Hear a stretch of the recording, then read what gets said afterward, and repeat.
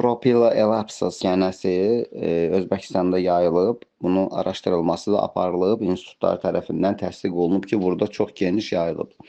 Bu arı ailələri deyək Özbəkistandan Rusiyaya uzun müddətli ixrac olunurdu. Arı ailələri 300 minə yaxın ildə. Rusiya arıçılığı bu xəstəliyin yayıldığını görüb Özbəkistandan arı ailələrinin idxalını dayandırıb, qadağan edib.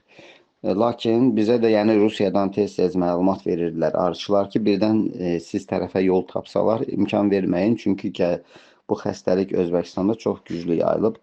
Biz də həmən Kənd Təsərrüfatı Nazirliyinə və Qida Təhlükəsizliyi Agentliyinə məktub göndərdik ki, əgər Özbəkistandan arı ailələri Azərbaycana gətirilərsə, biz hansı risklərlə qarşılaşa bilərik?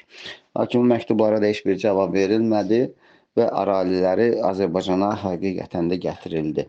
Və bugün və onun problemini karantində saxlanılır deyirlər.